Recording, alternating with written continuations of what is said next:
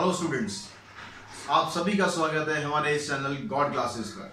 तो आज के इस वीडियो में हम कंटिन्यू कर रहे हैं मेंसुरेशन पार्ट थर्ड। तो पिछले दो पार्ट में हमने उससे रिलेटेड कुछ फार्मूलेस किए थे और कुछ हमने क्वेश्चंस भी सॉल्व करे थे अलग अलग टाइप के, ताकि आपको उन फार्मूलों को यूज करने में आसानी रहे।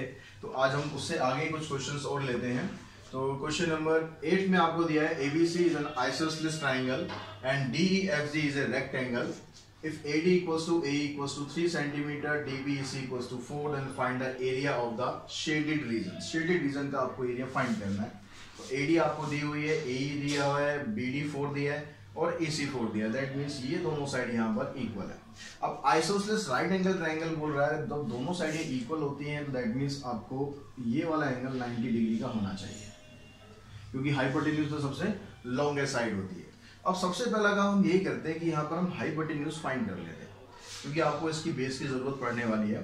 तो जब इस पूरे कंप्लीट ट्राइंगल की हम बात करेंगे इन ट्राइंगल ABC, तो इसमें आपके पास दो साइड कौन कौन सी हैं? आपको AB दिया हुआ है, AC दिया हुआ है और जो BC है ये हाइपोटेन्यूज है। दैट मीन्स BC का स्क्वायर इक्वल्स टू AB का स्क्वायर प्लस AC का स्क्वायर। तो यहाँ से आप BC की वैल्यू निकाल सकते हैं। AB आपके पास है, यहाँ पर 7 हो जाएगी। 3 + 4 = 7, ये भी 7। दैट मीन्स 49 + 49, इसको आप ऐड करेंगे 98 आ गया। और BC की वैल्यू निकालने के लिए आपको इसका स्क्वायर रूट करना है। तो 98 का जब आप स्क्वायर रूट करेंगे तो ये 7√2 आ जाएगा आपके पास। और एक चीज मैं आपको और बताऊं, अगर जब भी आप पाइथागोरस लगाते हो और ये दोनों टर्म आपके पास सेम है तो आपका आंसर हमेशा ऐसे ही आएगा, 7√2। यहाँ पर अगर 20 होगा तो आ जाएगा 20√2, यहाँ 5 होगा तो आ जाएगा 5√2। क्लियर हुई बात? अब BC की वैल्यू आपके पास ही आ गई 7√2। हमें अब बेसिकली समझना है कि भाई किस किस का एरिया हमें चाहिए। शेडेड पोर्शन का एरिया निकालना है, तो उसके लिए आपको एक राइट एंगल ट्रायंगल जो पूरा ये बना हुआ है इसका एरिया निकाल लेते हैं। अब इसका एरिया निकालना आपके लिए मुश्किल नहीं है, क्योंकि ये आपके पास बेस बन गया और ये हाइट बन गई।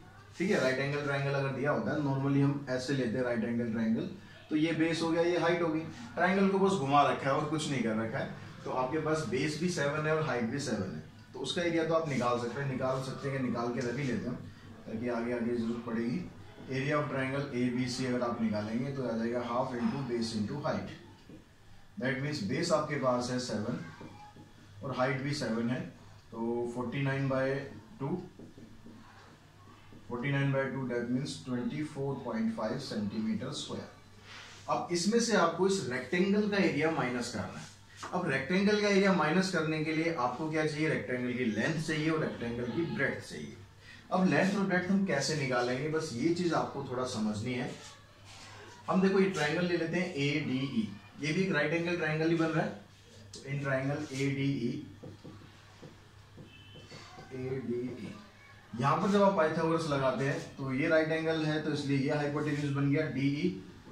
तो DE square equals to AD square plus में AE स्क्वायर। आपने यहाँ से AD की वैल्यू निकाल दी। AD की वैल्यू आपको दी हुई है 3 और ये भी दिया हुआ है 3। तो जैसे मैंने आपको यहाँ पर बताया था, अगर आप D की वैल्यू निकालेंगे तो D की वैल्यू आ जाएगी आपकी 3√2। तो बच्चों अब आपके पास D की वैल्यू आ गई, D आ गया 3√2। अगर ये 3√2 है तो ये भी 3√2 हो गया। तो इसमें से जो ये वाला हिस्सा है ये 3√2 हो गया। टोटल हमने कितना निकाला हुआ था? ये देखो, टोटल हमने निकाला था 7√2। यहां से लेकर यहां तक हमने 7√2 निकाला हुआ है। उस 7√2 में से ये हिस्सा जो बीच वाला हिस्सा ये 3√2 हो गया। तो बच गया कितना? 7√2 माइनस 3√2, तो ये आ गया 4√2। अब ये 4√2 क्या हो गया? 4√2 मिलाकर ये BG और FC के बराबर ही होगा। तो यहां से अगर आप BG और FC की वैल्यू निकालोगे तो आप यहां पर दिखा दो 7√2 में से आपने 3√2 माइनस कर दिया, दैट मीन्स 4√2 आ गया। अब ये BG और FC दोनों बराबर ही होंगे, क्योंकि ये आइसोसेलेस ट्रायंगल है और बीच में रेक्टेंगल है, तो ये दोनों तरफ जो फिगर होगी आइडेंटिकल होगी। तो यहाँ से BG और FC दोनों आपस में इक्वल है। अगर हम दोनों को ही BG + BG कर लें, यानी एक तरफ की हम वैल्यू निकाल लें, तो ये आपके पास 4√2 आई है। तो 2 times of BG equals to 4√2। इससे आप इसको कैंसिल करेंगे तो BG की वैल्यू आ गई आपके पास 2√2, यानी जो ये वाला हिस्सा है ये आपके पास 2√2 आ गया। अब यहाँ पर जब पाइथागोरस लगाओगे तो आपके पास ये DG साइड आ जाएगी। ठीक है, यहाँ पर ये G है तो ये वाली साइड आ जाएगी। जब आप ट्राइंगल कौन सा ले रहे हो आप, अब आपको ट्राइंगल लेना है BDG, इन ट्राइंगल BDG। यहाँ पर आप पाइथागोरस लगाओगे तो ये राइट एंगल होगा क्योंकि ये रेक्टेंगल था, तो यहाँ पाइथागोरस के हिसाब से हाइपोटेन्यूज का स्क्वायर इक्वल्स टू में BG का स्क्वायर प्लस में DG का स्क्वायर। तो ये आ गया आपके पास 16, इसका स्क्वायर करेंगे ये आ जाएगा 8 प्लस में DG स्क्वायर। इधर इसको माइनस करा हमने तो DG स्क्वायर की वैल्यू आ गई आपके पास 8, यानी DG क्या आ गया √8। √8 मीन्स 2√2। तो आपके पास क्या हुआ, अब रेक्टेंगल की जो ब्रेड्थ थी वो भी आ गई, लेंथ ऑलरेडी आपके पास थी 3√2, ब्रेड्थ भी आ गई। अब आप एरिया ऑफ रेक्टेंगल निकाल लें इससे। तो एरिया ऑफ रेक्टेंगल अगर आप यहाँ निकालेंगे तो आपके पास क्या बन गया, लेंथ इंटू ब्रेड्थ। लेंथ कितनी आई थी 3√2, ब्रेड्थ कितनी आई 2√2। इन दोनों को मल्टीप्लाई करो, 3 2 6, 6 2 12। तो ये आपके पास क्या आ गई, इसकी एरिया ऑफ रेक्टेंगल आ गया। अब इस पूरे ट्राइंगल में से आपको क्या करना है, इस पूरे ट्राइंगल में से रेक्टेंगल का एरिया माइनस कर देना है। तो आपके पास आ जाएगा area of shaded portion. Area of shaded portion कितना आया, जो पूरा एरिया था हमारे पास, पूरा एरिया कितना निकला था 24.5, उसमें से 12 माइनस कर दो, 12.5 सेंटीमीटर स्क्वायर। ये आपके पास शेडेड पोर्शन का एरिया आ जाएगा। तो इस तरीके से आपको फिगर को ध्यान में रखना है, फिगर के बारे में सोचना है कि भाई क्या क्या आपको यहाँ दिया हुआ है, कैसे आपको इसको सॉल्व करना चाहिए कि आप अपने आंसर तक पहुँच सको, किस में से किसका एरिया माइनस करना है, प्लस करना है। ठीक है, फार्मूला याद करने के अलावा ये सब चीज़ें और हैं जो आपको ध्यान रखनी है कि भाई क्या क्या चीज़ें आपको चाहिए यहाँ पर। अब नेक्स्ट क्वेश्चन की बात करते हैं। नेक्स्ट क्वेश्चन में एक डायग्राम आपको दिया हुआ है, उस डायग्राम में क्या कहता है, एक रेक्टेंगुलर है बीच में और उसके बीच में 2 पाथ बनाए, रेक्टेंगुलर पार्क हो गया, इसके बीच में 2 पाथ बना रखे हैं। तो एक पाथ यहाँ पर आ गया, दूसरा पाथ ये बन गया। ठीक है, अब ये यहाँ पर बोलता है आपसे जो रेक्टेंगल है उसकी लेंथ और ब्रेड्थ आपको दे रखी है कितनी, 50 और 35। तो ये आपके पास टोटल 50 है, ये 35 है, और जो ये पाथ बनाया हुआ है इस पाथ की विड्थ 5 मीटर है। जो पाथ है इसकी विड्थ 5 मीटर है। अब इस 5 मीटर से आपको क्या करना है, जो ये पाथ बना हुआ है इसका आपको एरिया फाइंड करना है, शेडेड पोर्शन का। अब यह शेडेड पोर्शन का एरिया निकालने के लिए देखो क्या चीज आपको समझ में आ रही है। आप अगर यहाँ से एरिया निकालो, इस ये जो पाथ बन रहा है ये रेक्टेंगल की शेप में बन रहा है ना। अब इस पाथ का एरिया अगर हम निकालेंगे तो क्या होगा, तो इसको मैं पाथ 1 ले लेता हूँ, इसको मैं पाथ 2 ले लेता हूँ। तो एरिया ऑफ पाथ हमें जब एरिया ऑफ शेडेड पोर्शन इसमें निकालना है, एरिया ऑफ शेडेड पोर्शन, तो उसके लिए मुझे क्या करना पड़ेगा, इसका पूरे का एरिया निकालना है। ठीक है, तो एरिया ऑफ फर्स्ट प्लस ये वाला एरिया निकालना है मुझे, area of second, area of second. लेकिन क्या ये कंप्लीट हो गया यहाँ पर? यहाँ पर आप ध्यान से देखो, थोड़ा इस चीज को समझो। यहाँ पर आपको क्या चीज और करनी है, जब हमने ये वाला पाथ लिया, इस पाथ में जो ये बीच वाला हिस्सा था ये आ रहा है, और जब हमने ये वाला पाथ लिया वर्टिकल वाला, उसमें भी ये वाला हिस्सा आ रहा है। तो भाई ये वाला जो पार्ट है ये दोनों में आ रहा है, ये इधर भी आ रहा है, ये इधर भी आ रहा है। तो हमें क्या करना है, जो एग्जैक्ट एरिया निकालना है आपको, उस एग्जैक्ट एरिया को निकालने के लिए आपको क्या करना है, इसको एक बार माइनस कर देना है। इसको अगर मैं थर्ड काउंट कर लूं तो ये आ जाएगा आपके पास minus area of third. Clear हुई बात, समझ में आई? ठीक है, तो यहाँ पर देखो ये पाथ है, इसका आपने एरिया निकाल लिया, ये पाथ है आपने इसका एरिया निकाल लिया। अब ये वाला जो पोर्शन है, ये वाला पोर्शन इसमें भी आ रहा था, ये वाला पोर्शन इसमें भी आ रहा था, तो ये तो 2 बार काउंट हो गया ना। तो हमें क्या करना है, हमें तो एक ही बार काउंट करना है, तो ये 2 बार काउंट हो गया, इसलिए एक बार इसको आपको माइनस कर देना है। अब इनका एरिया निकालेंगे कैसे, ये दोनों, ये भी रेक्टेंगल है, ये भी रेक्टेंगल है। अब इस रेक्टेंगल की लेंथ कितनी है, इस रेक्टेंगल की लेंथ है 50। तो यहाँ पर एरिया निकालेंगे तो ये आ गया आपके पास लेंथ इंटू ब्रेड्थ। ब्रेड्थ कितनी है, जो पाथ की विड्थ है वो आपको 5 मीटर दी हुई है, प्लस जब आप ये वाला पाथ निकाल रहे हैं तो इसकी लेंथ कितनी है, 35 है, विड्थ इसकी भी 5 ही है। जो आप माइनस कर रहे हो, जो माइनस कर रहे हो, ये वाला हिस्सा माइनस कर रहे हो, तो इसकी ये विड्थ ये 5 हो गई, और ऐसे भी ये 5 हो गया, मतलब ये स्क्वायर बन रहा है। तो इसकी जो एरिया है वो आ जाएगी 5 × 5। इसको बस आपको सिंप्लीफाई कर देना है, कितना आ गया 250, 175 माइनस 25, तो 250, 175 में से 25 माइनस कर दो तो आंसर आ गया आपके पास 400 मीटर स्क्वायर। इतना आपका टोटल इस पाथ का एरिया आ जाएगा। अब नेक्स्ट क्वेश्चन में क्या दिया है बच्चों, नेक्स्ट क्वेश्चन में कहता है कि एक रेक्टेंगुलर पार्क है, ये मैंने क्वेश्चन शॉर्ट में लिख दिया है। एक रेक्टेंगुलर पार्क है, इस रेक्टेंगुलर पार्क की जो लेंथ है वो आपको 50 मीटर दी हुई है और विड्थ आपको 38 मीटर दी हुई है। अब यहाँ पर कहता है इसके अंदर चारों तरफ, अंदर की तरफ एक फुटपाथ बनाया गया है। तो इस फुटपाथ की जो विड्थ है, इक्वल विड्थ है, कितनी विड्थ है ये आपको फाइंड करनी है if area of path is 492 metre square. तो हम क्या करते हैं, इसकी जो विड्थ है उसको x एज्यूम कर लेते हैं। तो ये वाला जो हिस्सा है ये x हो गया, या आप ऐसे कह सकते हो ये जो हिस्सा है ये x हो गया। तो जब आपको एरिया ऑफ पाथ निकालना है तो उसके लिए आपको क्या करना पड़ेगा, आपको ये शेडेड पोर्शन का एरिया निकालना है। अब शेडेड पोर्शन का एरिया निकालने के लिए एक रेक्टेंगल आपको बाहर मिला हुआ है और एक रेक्टेंगल आपको अंदर मिला है। तो आपको क्या करना है, जो बाहर वाला रेक्टेंगल है उसमें से अंदर वाला रेक्टेंगल का एरिया आपको क्या करना है, माइनस कर देना है। क्लियर हुई बात। बाहर वाला रेक्टेंगल का मतलब ये पूरा एरिया आ गया। देखो बाहर अगर रेक्टेंगल आपने एरिया निकाला, इसका एरिया निकालने का मतलब क्या है, ये सारा हिस्सा आ गया। उसमें से आपने क्या करना है, जो रेक्टेंगल आपने अंदर की तरफ बना दिया ये वाला हिस्सा, इसका एरिया आप माइनस कर दो तो बचा कि आपके पास ये वाला हिस्सा बच गया। तो ये काम आपको यहाँ पर करना है। अब इसको करने के लिए आपके पास जो अंदर वाला रेक्टेंगल है उसकी लेंथ चाहिए और ब्रेड्थ चाहिए।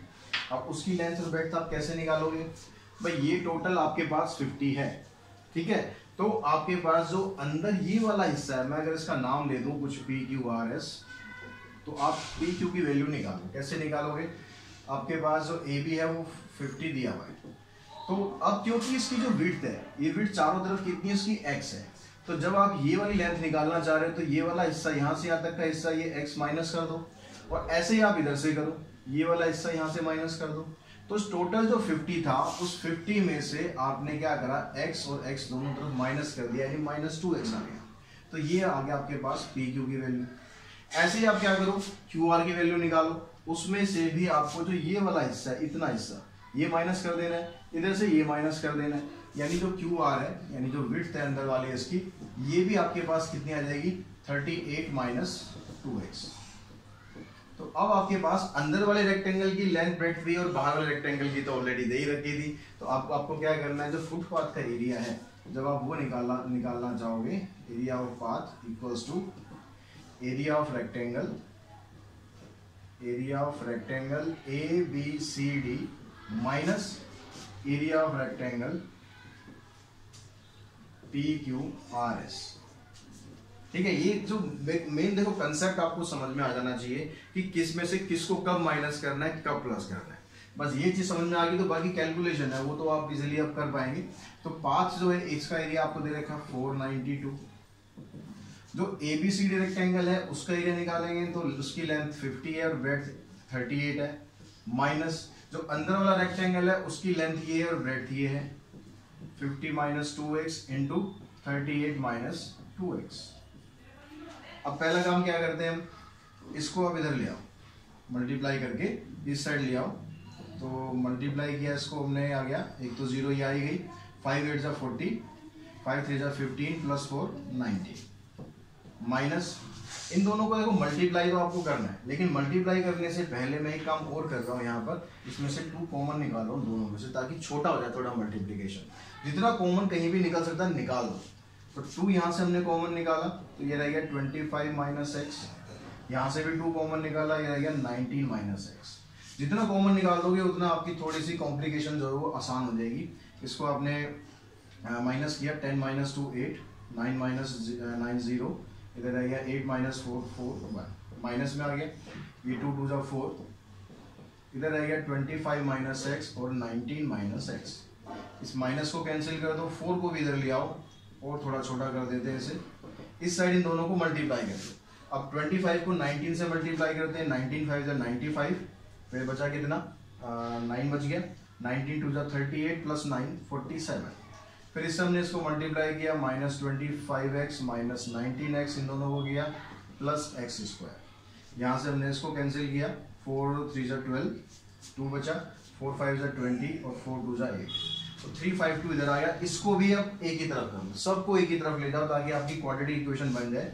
उसमें देखो पहले इसको लिख लेते हैं हम x स्क्वायर, और 19 और 35 को ऐड करते हैं तो आ गया आपके पास 44x प्लस 475। इस 352 को भी इधर ले गए तो माइनस 352 आ गया। ये आपकी इक्वेशन बन रही है। इसको और सिंप्लीफाई कर देते हैं, इन दोनों को सॉल्व किया तो आ गया आपके पास 5 - 2 3, 7 - 5 2 और 1।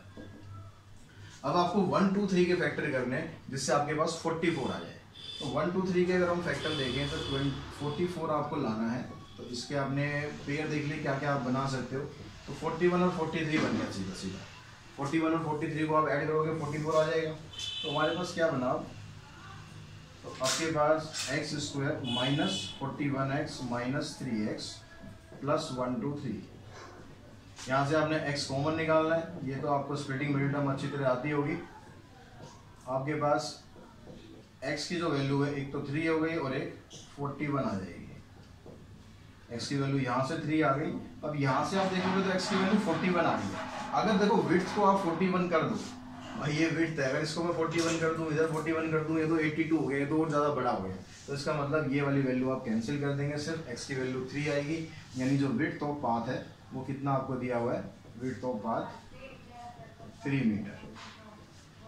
क्लियर हुई बात। अब इसी तरीके से हम अगले नेक्स्ट क्वेश्चन पे चलते हैं। उस नेक्स्ट क्वेश्चन में आपको क्या दिया हुआ है, एक इक्विलेटरल ट्राइंगल आपके पास है। उस इक्विलेटरल ट्राइंगल पे जो वायर है उसको अलग अलग तरीके से बेंड कर दिया गया है। क्वेश्चन नंबर 11 इसमें कहता है आपसे कि भाई एक वायर है जिसको हमने इक्विलेटरल ट्राइंगल की शेप में बेंड किया हुआ है, जिससे उसका एरिया बन रहा है 36√3। आपने एक ये इक्विलेटरल ट्राइंगल की शेप में एक वायर को बेंड किया है, यानी इसकी सारी साइड्स बराबर हैं और इसका जो एरिया है वो 36√3 सेंटीमीटर स्क्वायर। इसका नाम देना, नाम दे लो। और area of equilateral triangle, area of equilateral triangle equals to 36√3 centimetre square. ये आपको क्वेश्चन में गिवन है। ठीक है, आगे प्रोसीड करने से पहले मैं क्या करता हूँ, इसकी साइड निकाल लेता हूँ, उसकी भी हमें जरूरत पड़ने वाली है। तो एरिया ऑफ इक्विलेटरल ट्राइंगल का जो फार्मूला है वो फार्मूला आप लगाएंगे। तो फार्मूला होता है इसका √3/4 इंटू में x² इक्वल्स टू 36√3।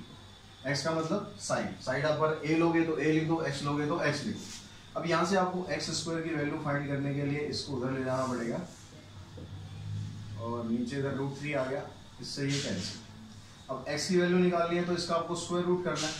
अब इसका स्क्वायर रूट करने के लिए आपको ये काम मत करना, पहले इन दोनों को मल्टीप्लाई करो फिर इनके फैक्टर करो, उल्टा काम नहीं करना। फैक्टर करना है तो पहले ही कर लेना, नहीं तो सीधा सीधा क्या 4 का स्क्वायर रूट 2 हो गया और 36 का 6 हो गया, यानी x की वैल्यू आ गई 12। ठीक है, अब आपके पास जो साइड आ गई इसकी 12 है। अब क्वेश्चन में क्या कहता है, ये फर्स्ट पार्ट में कहता है find the area enclosed by the same wire when bend to form a square. अगर हम इस वायर को स्क्वायर की फॉर्म में बेंड कर दें, फर्स्ट पार्ट में क्या करा हमने, इसको बेंड कर दिया स्क्वायर की फॉर्म में, तो इसका एरिया जो है वो आपको फाइंड करना है। तो फर्स्ट पार्ट में क्या हुआ, ट्राइंगल कन्वर्ट इनटू स्क्वायर। ये मतलब है पहली पार्ट में ये कह रहा है। अभी जो कन्वर्जन हम करेंगे, कन्वर्जन से क्या इन दोनों के बीच में रिलेशन आएगा। देखो उसके लिए मान लो आपके पास कोई भी एक ऐसी चीज है, कोई मान लो थ्रेड है हमारे पास। अब मेरे पास एक थ्रेड है, वो मान लो 5 सेंटीमीटर है। ठीक है, अब उस थ्रेड को मैं सीधा रखूं या उस थ्रेड को मैं ऐसे गोल कर दूं या उस थ्रेड से मैं राइट एंगल वो कोई ट्राइंगल बना दूं या उस थ्रेड से मैं कोई रेक्टेंगल बना दूं, तो जो थ्रेड है उस थ्रेड की जो लेंथ है क्या वो कम हो रही है। अब शेप उसकी कैसी भी दे दो ना, लेंथ तो उसकी उतनी की उतनी रहेगी, लेंथ में कोई फर्क नहीं पड़ना। एरिया उसका अलग अलग चेंज होता रहेगा क्योंकि शेप के अकॉर्डिंग, लेकिन जितनी मेरे पास वो थ्रेड थी वो तो उतनी की उतनी रहेगी, वो तो कम ज्यादा नहीं हो रही है। दैट मीन्स यहाँ पर क्या कंसेप्ट आपको यूज करना है, जब आप किसी एक शेप को किसी दूसरे शेप में कन्वर्ट करते हो, प्लेन फिगर्स को, तो उसमें उनका पेरीमीटर हमेशा सेम रहता है। क्योंकि जो उसकी विड्थ, जो उसकी लेंथ है टोटल, ये वायर हमारे पास इतनी लंबी वायर है, वाई कितनी है, एक्स की वैल्यू हमने निकाल ली है 12, तो ये 12 है, ये 12 है, ये 12 है। ठीक है, तो ये 36 होगी वायर। अब इस 36 की वायर को मैंने कन्वर्ट कर दिया एक स्क्वायर में, तो वायर तो 36 ही रहेगी ना। तो यही कंसेप्ट हम यहाँ पर यूज करेंगे। जब एक उसको ट्रायंगल को हमने स्क्वायर में कन्वर्ट किया तो उसका जो पेरीमीटर है, perimeter of triangle equals to perimeter of square, इसके बराबर होगा। अब ट्रायंगल का जो पेरीमीटर होता है, इक्विलेटरल ट्रायंगल है तो उसमें फार्मूला आप लगा सकते हो 3x, तो 3 × 12 और स्क्वायर का पेरीमीटर अगर मैं इसकी साइड ए ले लूं तो स्क्वायर का पेरीमीटर होता है 4a। तो यहाँ से a की वैल्यू निकालेंगे, इसको आप इधर लाएंगे, 3 × 12/4, 4 3 12। तो a की वैल्यू आपके पास आ गई यहाँ पर 9। अब a की वैल्यू 9 आ गई तो इसका मतलब अब उसका एरिया आप निकाल सकते हैं। एरिया ऑफ स्क्वायर कितना होता है?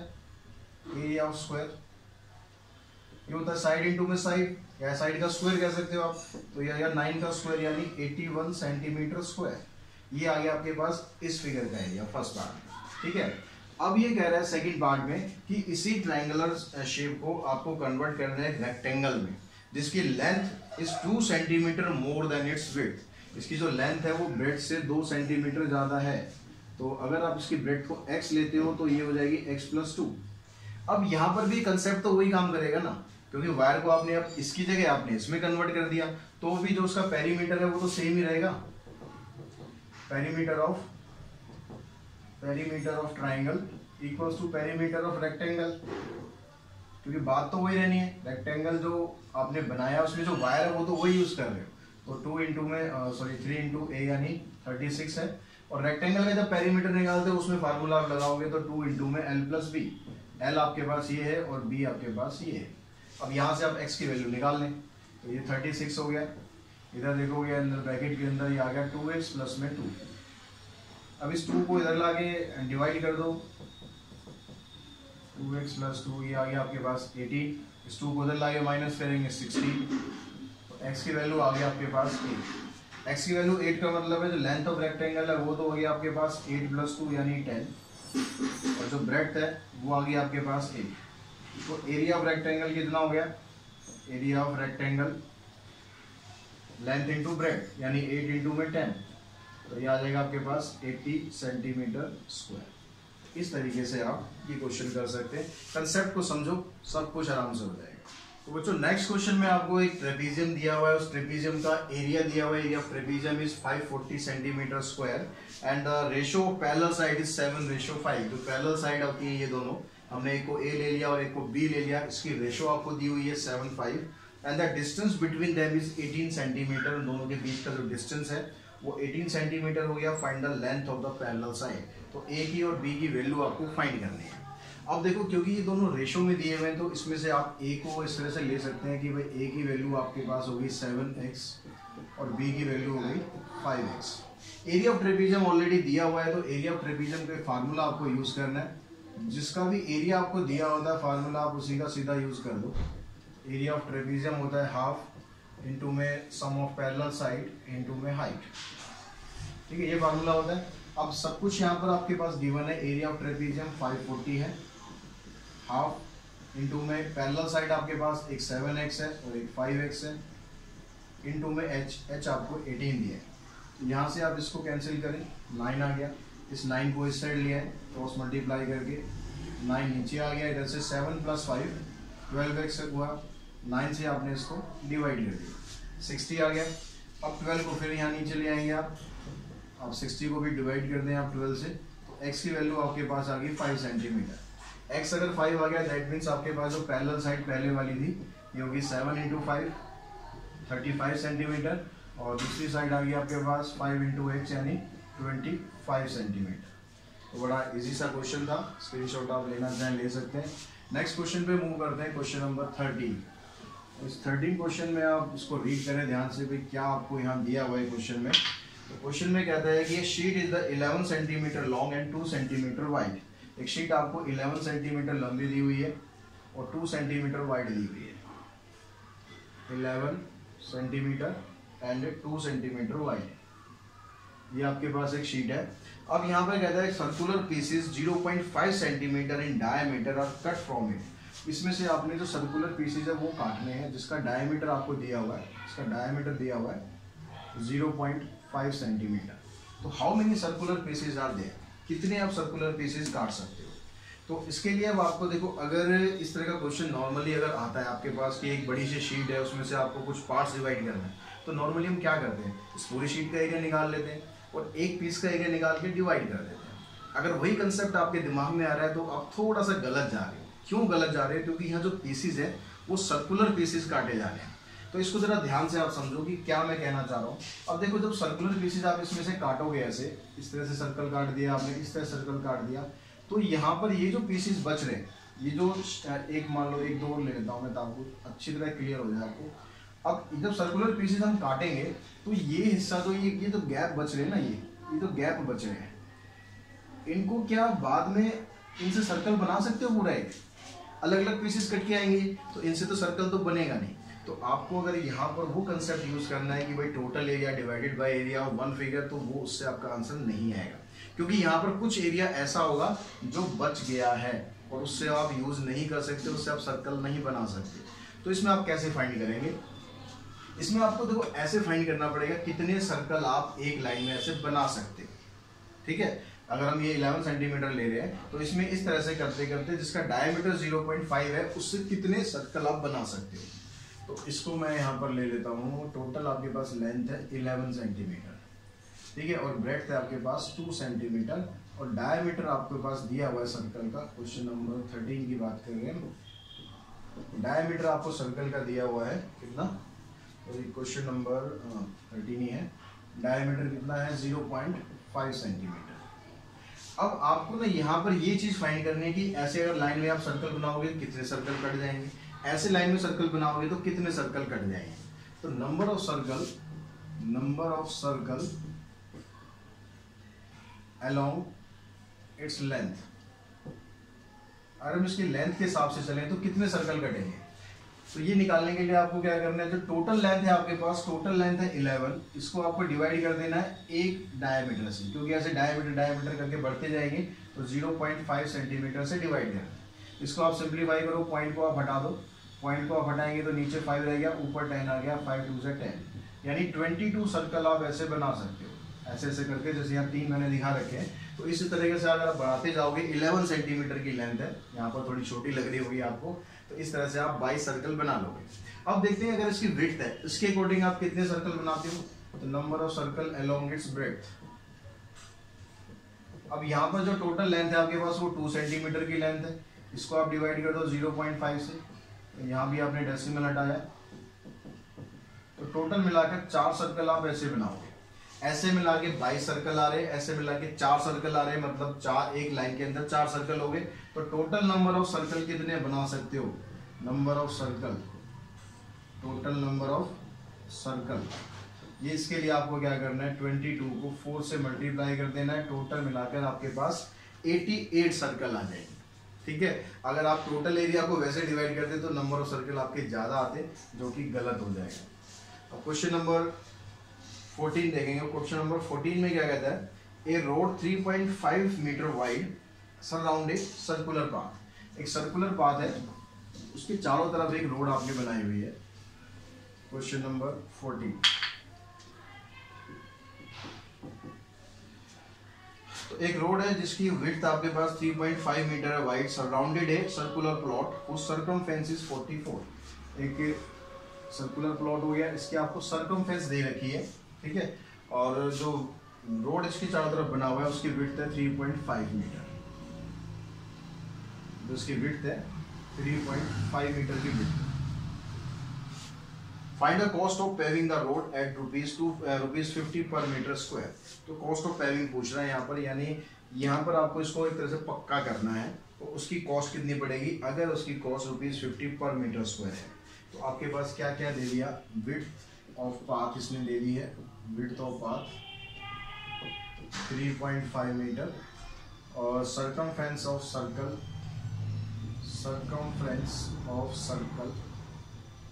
ये आपको दिया हुआ है कितना, इसने 44 मीटर। दैट मीन जो अंदर वाला सर्कल है इसकी सरकमफ्रेंस दी है। सरकमफ्रेंस का जो फार्मूला होता है, अगर आप वो अप्लाई करो 2πr, 44 r क्या हो जाएगी, जो इसकी अंदर वाले सर्कल की जो ये लेंथ है ये हो जाएगी r।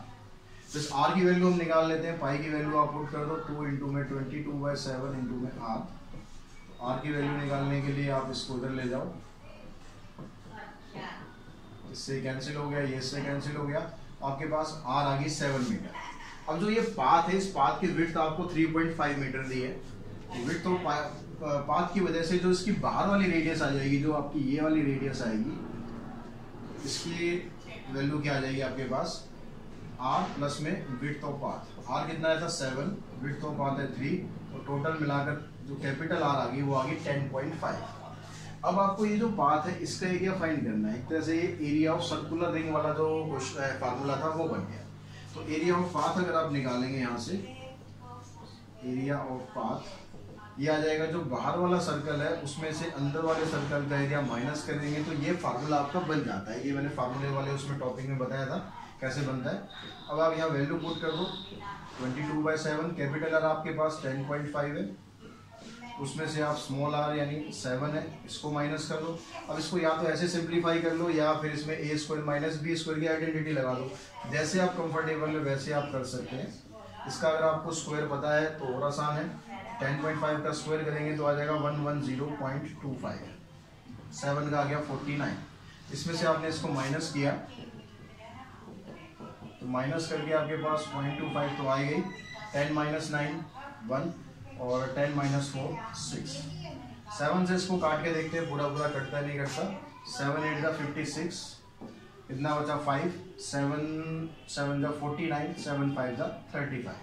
अब 22 इंटू में 8.75 इसको आपको फाइंड करना है। तो 8.75 को 22 से मल्टीप्लाई कर लिया आपने तो 15 2 16 17, इसको मल्टीप्लाई किया आपने 7 5 12 7 8 9 और 1, तो ये आ गया 19250। डेसिमल कहाँ पर आएगा, यहाँ पर 2 के बाद डेसिमल था तो यहाँ भी 2 के बाद डेसिमल आ जाएगा।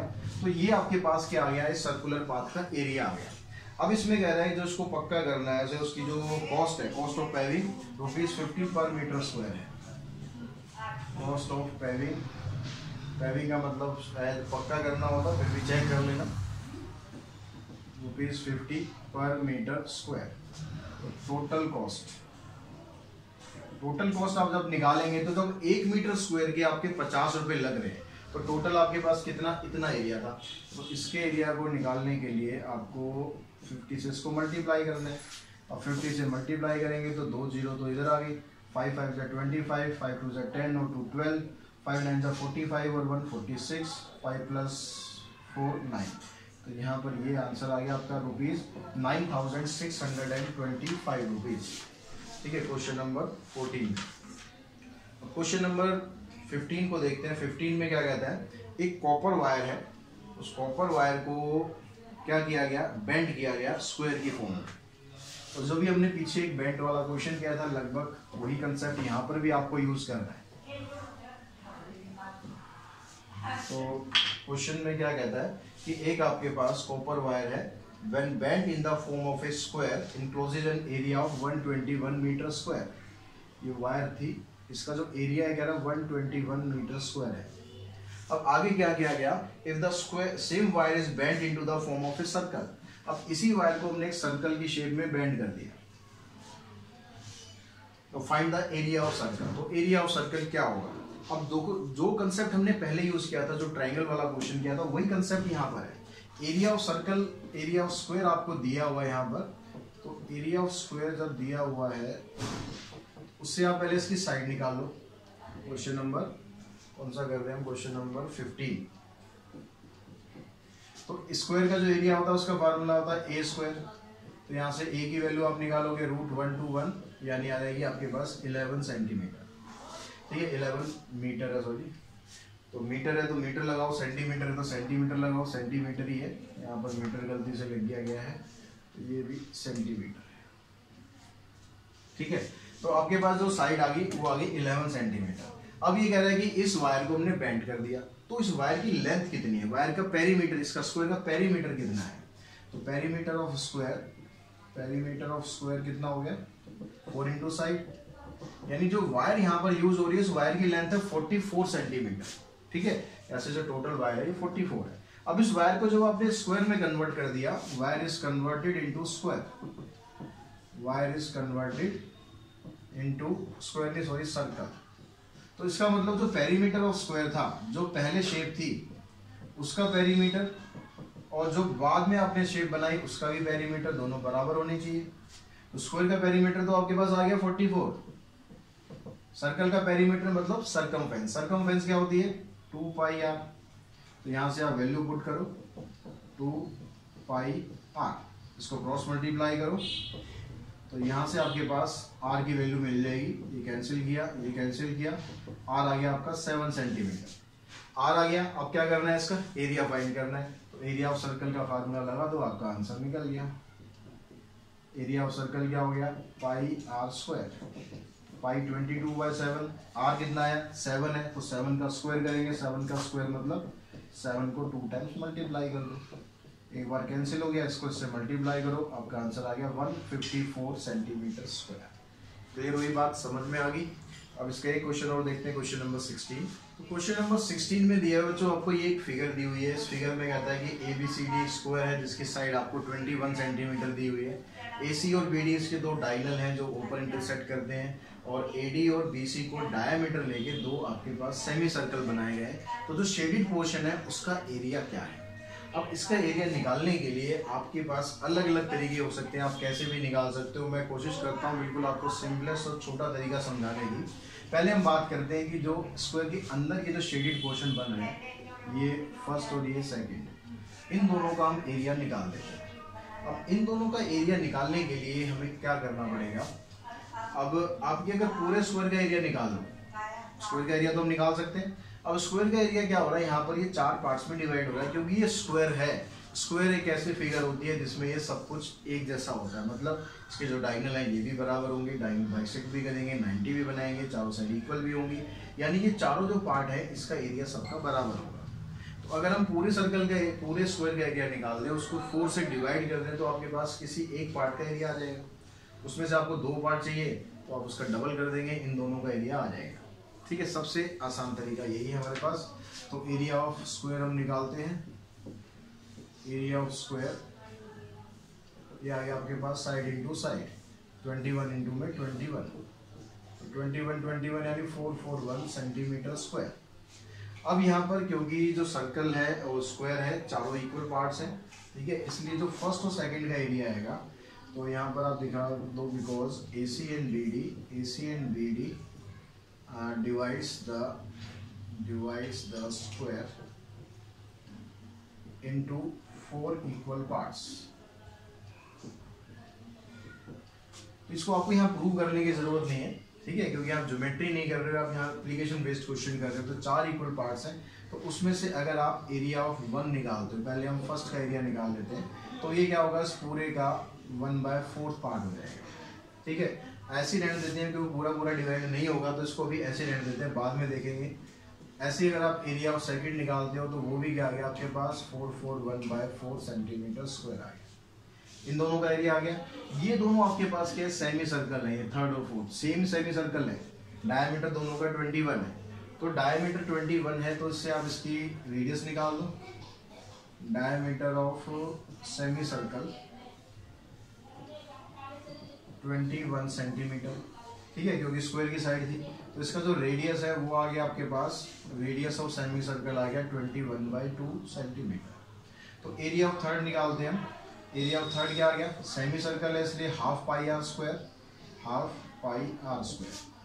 तो पाई की वैल्यू पुट करी हमने, आर स्क्वायर है यानी आर को 2 बार आपको मल्टीप्लाई करना है, तो 21/2 21/2। अभी डेसिमल वेसिमल में देखो कुछ नहीं निकालना, जितना डेसिमल में आप स्टार्टिंग में लेके चलोगे कॉम्प्लिकेटेड हो जाएगा मामला। पूरा कैंसिल होता है तो ठीक है, नहीं तो कोई बात नहीं। तो आपके पास अब क्या बना, और तो कुछ कैंसिल नहीं होने वाला। तो 61 और 21 को 3 से करेंगे 63 हो जाएगा। 63 को हमने 11 से किया तो कितना आ गया 3 और 6 9 और 693, नीचे आ गया 2 2 जा 4। और जितना एरिया थर्ड का निकला है उतना ही एरिया फोर्थ का आ जाएगा, तो ये भी आ गया 693/4। तो आपको जो टोटल एरिया शेडेड पोर्शन का बताना है, तो एरिया ऑफ शेडेड पोर्शन का मतलब क्या हो गया, आपको इन सबको ऐड कर देना है। एरिया ऑफ 1 + 2 + 3 + 4, चारों का एरिया ऐड कर दिया। अब चारों में क्या है, यहाँ पर 441/4, फिर 441/4, फिर 693/4, फिर 693/4। अब देखो चारों का जो डिनोमिनेटर है सेम आ रहा है, डिनोमिनेटर सेम आ रहा है तो आपको एलसीएम लेने में कोई दिक्कत नहीं आएगी, ऊपर वाली टर्म सारी सेम आ जाएंगी।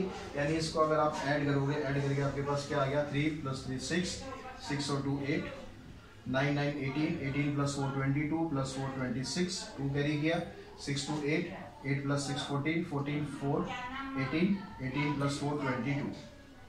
4 से आपने इसको डिवाइड कर देना है, कितना आ जाएगा, 4 5 जा 20, 2 बचेगा, 4 6 जा 24, 4 7 जा 28। तो ये आ गया, ये आपके पास 5 6 7 सेंटीमीटर स्क्वायर। क्लियर होगी बात, समझ में आ गई। तो आज की इस वीडियो में हम इतने ही क्वेश्चन करते हैं, तो वीडियो लंबा होता जाएगा ज़्यादा ही। और बाकी के कुछ क्वेश्चंस और रह गए 5-6 क्वेश्चंस, वो हम इसको नेक्स्ट वीडियो में कंडक्ट करेंगे। उन क्वेश्चंस में आपको अलग अलग तरीके से सर्कल है, कर्व है, सेमी सर्कल है, क्वाड्रेंट है, उन सब के एरियाज आपको फाइंड करने हैं। आज की इस वीडियो में इतना ही। Thanks for watching.